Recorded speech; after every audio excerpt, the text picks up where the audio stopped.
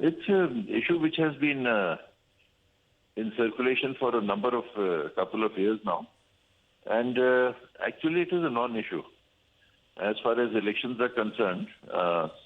You cannot have a 5-yearly election for both the parliament and the assemblies unless you have a change in the law which says that if governments fall in between, the next incumbent government will be there for the balance period of 5 years. So there is nothing much to discuss on that. If people are willing to accept that, that's absolutely fine. Right, but Mr. Deo, your state too is coming up for election, sir, and the party that you come from has been representing the country on a national and on a state level as well. Would it prove to be a bigger challenge, especially for those parties in alliance that you are standing with now, sir? No, I don't think so.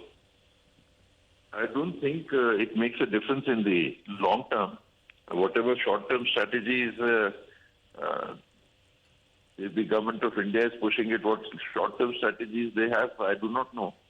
But in the long term, it is very clear that you can never have this 5-year thing unless you change the law of the land as it stands today. That like in local body elections, if a change comes about in the elected body, the new body will be there for the balance period.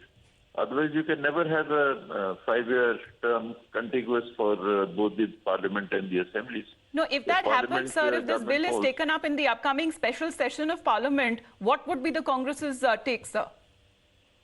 I am not aware of the Congress party's take. Personally, I have absolutely no objection. There are many, in fact, according to the Law Commission that had laid out positions of 21 parties. For example, Samajwadi Party, which is in favor. Do you see this as a challenge in terms of execution, or do you see this as a challenge in terms of, political parties, especially regional, that would have to compete with the national parties? No, it's a one-time thing. It doesn't make much of a difference today. We have seen many elections even earlier. I remember the Karnataka elections about 30 odd or more years back, where there were parliament and assembly elections together, and different parties won in the different elections. We see that in local body elections, panchayat, sarpanch level elections, janpad level elections, district panchayat elections too, local bodies too.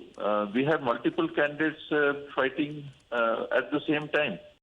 We've seen Odisha going along with the parliament and state elections together, right? And you do not have similar elections, so that's okay. It will certainly not be that the voters will be voting for the same party in both the elections. That is for sure. Right, sir.